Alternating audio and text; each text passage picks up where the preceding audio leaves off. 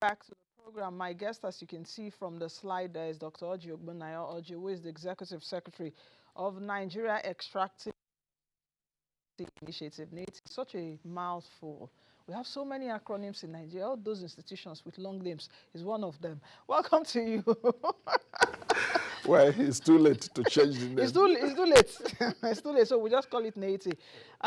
Welcome. Yes, and good to have you on the program. Thank you very much. Thank you. I am very privileged to be here once again, and I would like to thank all our crew members, all our team members in AIT. Thank you. Thank you very much for Thank you. coming. Now, let's get started. Where should we start from, actually? Because anytime you release your reports, the media will just go agog with it. Oh, unremitted funds, so stolen oil, all of that. But where do we start from? This 2021 report, isn't it? This 2021 report. But I just really want to ask this question. We're in 2023. Why is this report like 2 years before? Is it a standard procedure? Let me understand. Perhaps in 2024, you release 2022. Well, I just need also to provide some background. Nigeria belongs to a global international organization called the Extractive Industry Transparency Initiative. The whole objective of this global organization is to help countries that are blessed with mineral resources, oil, gas, and mining, to rescue themselves as a country and their citizens from suffering from resource costs, poverty in the midst of plenty. And the whole essence of this organization, which is spread around 57 member countries from all the continents of the world, is for those who have got these natural resources endowments in their countries to come together with those who have also these natural resources in quantity and quantum in their own countries to come and learn from each other, because there are countries that have these natural resources and that have used the opportunities excellently well. You have countries like Saudi Arabia, you have countries like Kuwait, you have countries like UAE, you have Qatar, you have Norway, you have UK, you have United States. Unknown to many people, United States has a lot of oil. Yes. You have Russia, and then the benefits that accrue to the citizens arising from revenues from these resources are enormous. But you also have, especially in the sub-Saharan Africa, countries that are blessed with these natural resources, and they are suffering from terrible resource costs. Resource costs, insurgency, insecurity, unemployment, poor infrastructure, cases of corruption, stealing, and most times it leads to conflicts and communal clashes, and in some cases, like you saw in Liberia, wars. The countries that came together under the global EITI specified certain standards that countries must follow to be part of this global community. And Nigeria met all those requirements. One is public disclosure of how much did companies pay to government? How much of that money did government receive? Did government receive what it should receive? Did companies pay what they ought to pay? Where did the money go? How did we use the money? So the whole essence of NEITI reports is to draw national and international attention to how we manage our natural resources. And because the citizens are now becoming aware, the civil society, the legislature, the government, the extractive industries, and the donor community are aware that this information can be provided by an agency such as NEITI.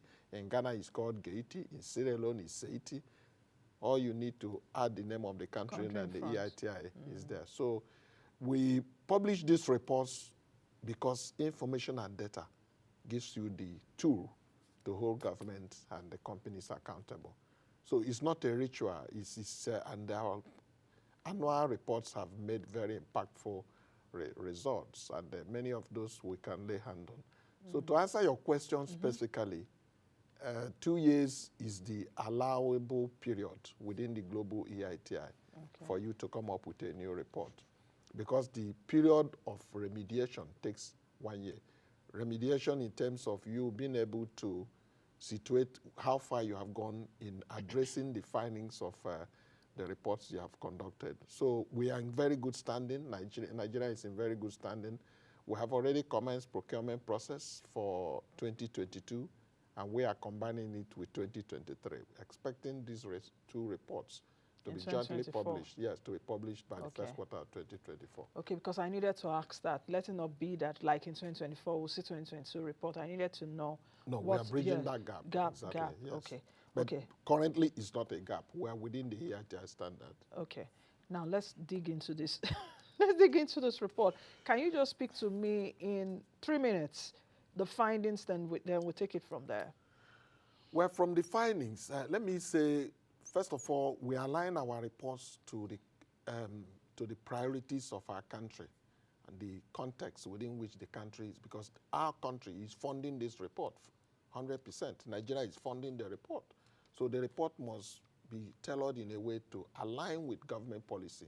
And the government policy over the years, in the last couple, including the new administration, is on revenue, blocking leakages and raising revenues to be able to help government to finance, meet citizens' demand for good roads, for water, for electricity, and for security, provide jobs, incentivize the private sector, create good enabling environment for the economy to thrive. So the focus of this report is on public disclosure. And the public disclosure has a relationship with revenue generation and then impact. Public disclosure, revenue generation, and impact. And the report looked at the activities of 69 oil and gas companies that pay royalty in excess of $5 million. And the report is quite enormous. We have specific information on how much was generated within the year. And you can talk of how much Nigeria generated from oil and gas, over $23 billion.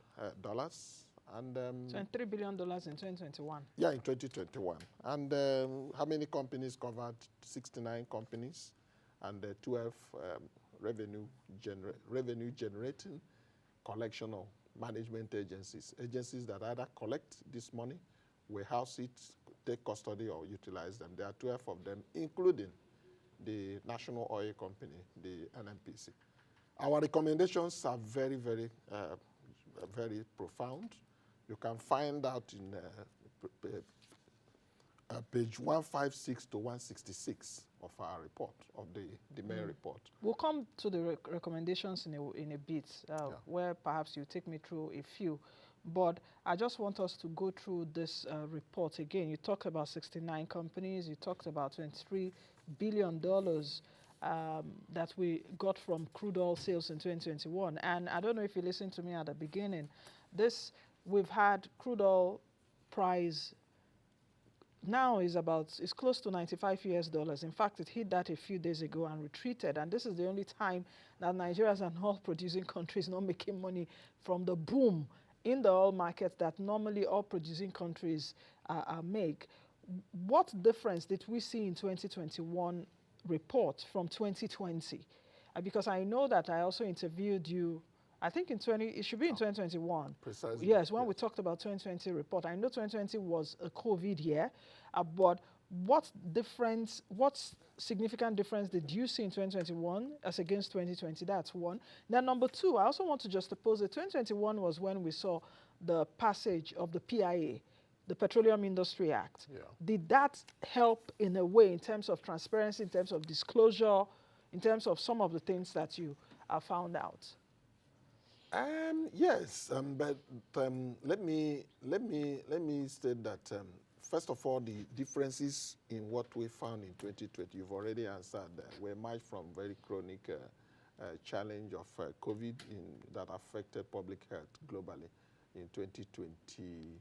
In 2021, one significant feature of 2021 report is that the joint venture that used to lead revenue generation in the sector declined. And we found that production sharing contract contributed 42% to the total revenue generation in the sector, whereas the JV that used to lead came slightly behind with 39.78%.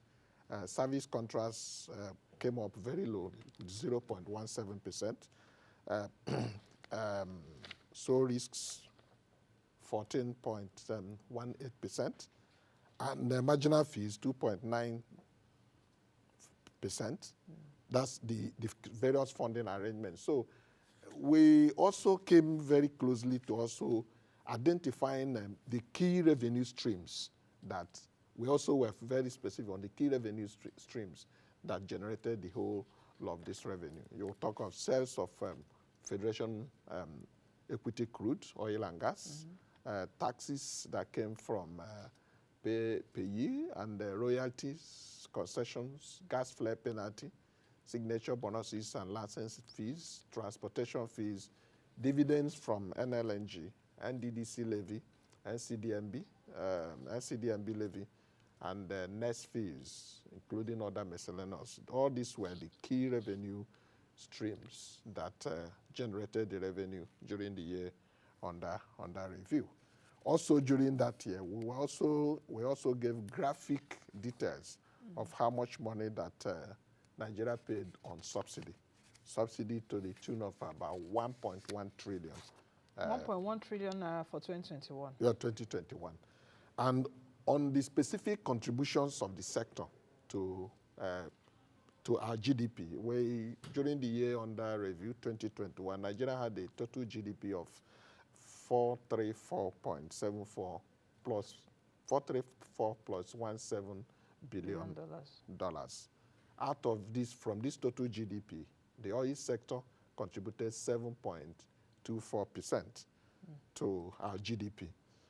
And then for total export, the oil sector contributed 76.22% to, the total export. So 7% contribution to GDP, Yes. as against 76% For total export. For oil export. That is revenue. Yes.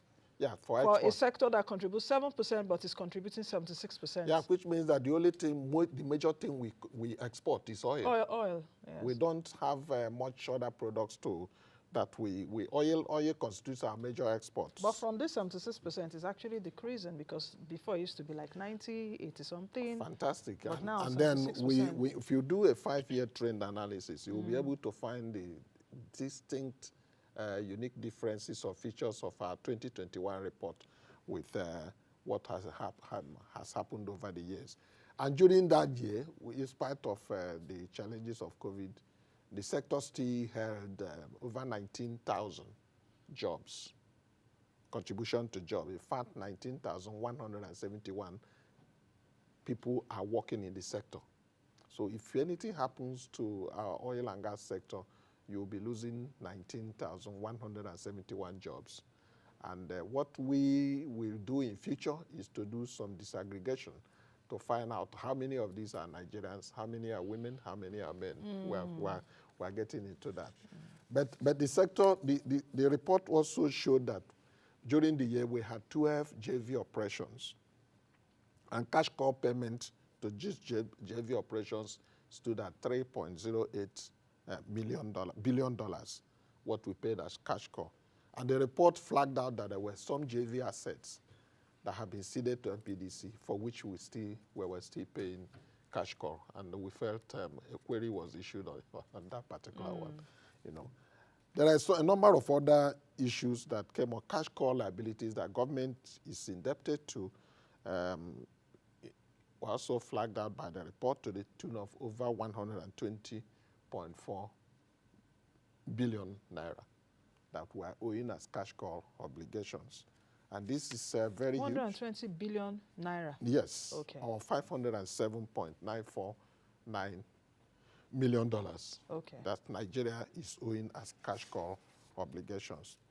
We equally had significant breakdown of, say, 47 companies operating in the sector are currently owing the government. Out of the 69? Yes. So 47. This 47 out of the 69? Yes, 47 are owing the government $1.3 billion in terms of liabilities. NNPC Limited is also owing $6.92 billion unremitted revenues that should accrue to government.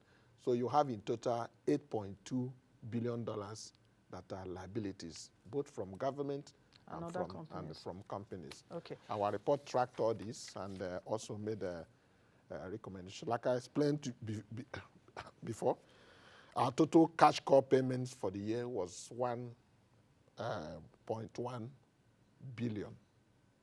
1.1 billion, 1.1 trillion, 1.1 trillion for the year in 2021. What we paid for subsidy. And we have the breakdown of what was paid from March to December. March of 2021? Yes. To December. Okay, December. I assume that 2020's budget yes, entered yes, 2021. Because by 31st of March, the financial year of the other year has ended. Okay, yes, I will halt you at this point. Let's quickly take a break. And when we come back, I will still be speaking with Dr. Orji on the findings of NEITI's 2021 oil and gas report, and we will definitely enter the recommendations, because it's one thing to find a problem or that there's a problem. What are the solutions, and those are responsible for this, are they willing to take the solutions? All that will be after the break.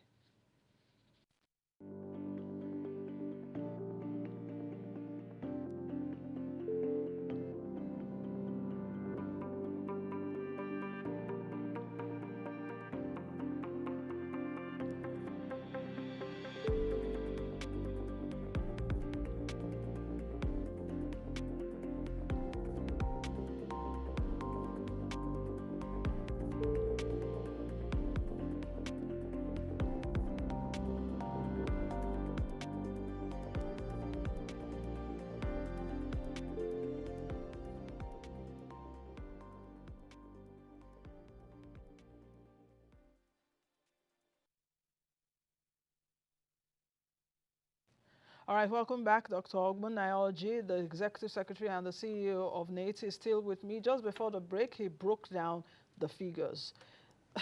Doctor, you know those things will be sounding esoteric to a lot of people. 1.1 trillion naira that Nigeria spent on subsidy in 2021, cash calls, joint ventures, NNPC is owing us. It's because when they are saying is owing, now all of us, NNPC, they owe $6 billion.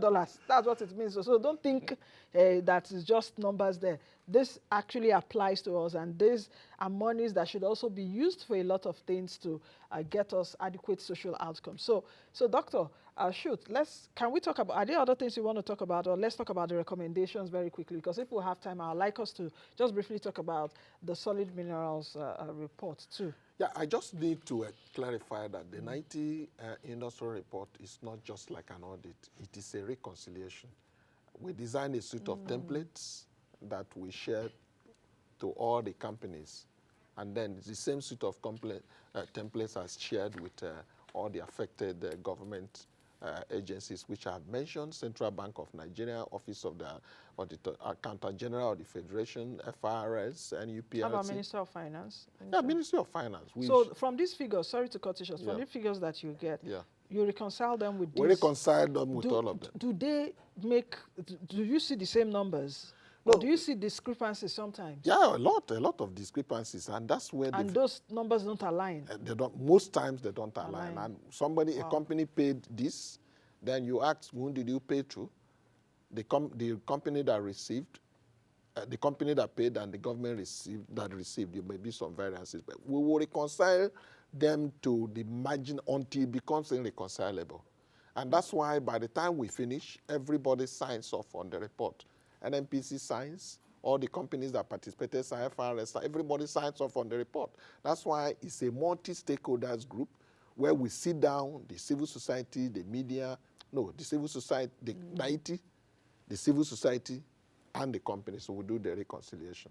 The civil society is a very, very key component of the job we do. Okay. So, and when we release our report, it's empirical, and it's a report you can take to the bank. And when we say NNPC has their own explanations, but it wouldn't stop us from sticking to the facts. If we do not have any evidence that changes our position, that's how it is. Okay. On the recommendations, the whole essence of publishing this report is not just to be a document. It is on the basis of the report that we have published that all the reforms going on in the oil and gas sector, and now we're moving fully into the solid minerals are happening. We in NEITI flagged up the need for a law in the petroleum sector.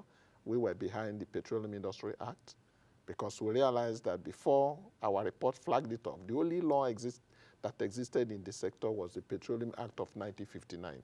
Every other thing were regulations, circular directive, and all that, guidelines, and we flagged that up. Then the PIA came on stream, and we are now working to ensure that the PIA becomes real in terms of implementation. Now, going to the recommendations, if you take a copy of the oil and gas report, which I have here, a copy of that oil and gas report, if you take a copy of it, if you go to page 156, from page 156 to 166, we laid out all the recommendations. But very important, one of them I need to just flag out because it has implications on revenue generation, is the fact that in 2021, we had 35 oil blocks that were under PSC. And I've just mentioned to you that production sharing contract led revenue generation during the year. And if we have 35, out of these 35 blocks, only 12 produced during that year. The 23 others, and these 12 represented 34% of activities within that PSC funding arrangement sector. So, and then you have 23 others representing 66 not producing. So the implication on this for revenue generation was quite huge. If 12 oil blocks under production sharing contract produced and led the revenue generation in the sector, imagine if the 35 were producing. So we recommended that AUPLC and NNPC should take this as a matter of priority to understand and clearly clarify, and did immediately, those constraints and business challenges faced by companies operating under the PSC that will allow over half of the blocks in the sector to lie idle. Did you have reasons for why those blocks? Why just a few of them? Well, that's why we should be investigated. It should be investigated. While you were compiling the report, you were not giving reasons why? Many of them could be, some had given up as a result of oil theft. Many could be pipeline vandalization. It doesn't make sense you produce and then you can't distribute. Some are also as a result of insurgency in the sector. Some are equally as a result of harsh economic business environment in the sector, which they couldn't cope. These are just our preliminary, but there could be other institutional reasons, which we think the key regulator in the sector, NUPLC and NNPC, should please look into it. We recommended that. We equally brought the attention of FRS and the NUPLC on the need for them to devise urgent means to collect revenues that are due to them that are remitted. For the FRS, you have over $13.5 million that is it the PPT now, the Petroleum Profit Tax? A combination of that. Or CIT from VAT, CIT, PPT, all forms of taxes in the sector. And therefore, NUPLC, they have the bulk, $8.25 billion. These are 8.25 billion. Yes, these are revenue due to them arising from royalty, concession, rents, which NNPC ought to collect and remit to them. And these are quick wins, really, for the country to make revenue from. So if you add all this, if you add the two, including, inside these are also company liabilities. Whether it is from NNPC or from the company, they have a responsibility to work very closely. And NEITI will be willing to provide all the information and data for them to collect this. We equally made a recommendation on the refineries. Our report found out that over 200 billion naira was spent on the refineries between 2020 and 2021. But we also established that none of the refineries were working. And there's still been additional money from 2021 till now. Yeah.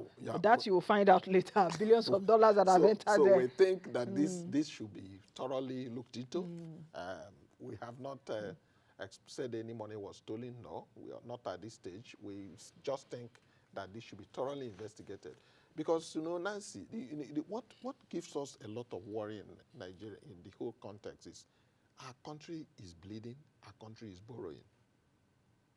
Our country is borrowing. And people are going through a lot of hardship. So if we block these leakages, there will be enough money, if not enough, to reduce our exposure to external borrowing. And be able to address some of these other That's issues. actually why I called it a quick win earlier. So that is and we equally queried... Doctor, we have to go, so very quickly. Yeah, just one more. The 13% derivation, it's not very clear to us how it's being computed, especially on how these collections have been handled and done. And that's why we have commissioned a special report, which will be commencing any moment from now. On the 13% derivation, which we've been doing for a while now? Yes, we need to know who is getting what, how it's being utilized, why are the citizens not feeling the impact, or if they are feeling the impact, in which state, because not all the states are benefiting. We need empirical data and information and data in that aspect. Okay. I think, Doctor, we might do this again because we've not even gotten into the solid minerals report, which is another thing. And now we have a new minister of solid minerals, so I guess he should be interested in your reports. Yes, I'll be. I've already scheduled to have a meeting with him very shortly. Okay. We're just trying to agree on a date. On schedule. I need to give him a background briefing on our work and how that is very important for his. So, Doctor, I guess we'll do this again, but we'll talk outside camera. All right, thank you very much for coming on today's edition of the show. Dr. Ogbonnaya Orji is Executive Secretary and the Chief Executive Officer of Nigeria Extractive Industries Transparency Initiative, NEITI, and he's been giving us a lowdown about the report, 2021 NEITI report, oil and gas report. You've heard it from him, and that report is public. You can go on their website, and you can get that report and read it. I am Nancy Naji. Be the best you can be and better change that you want to see. Bye now.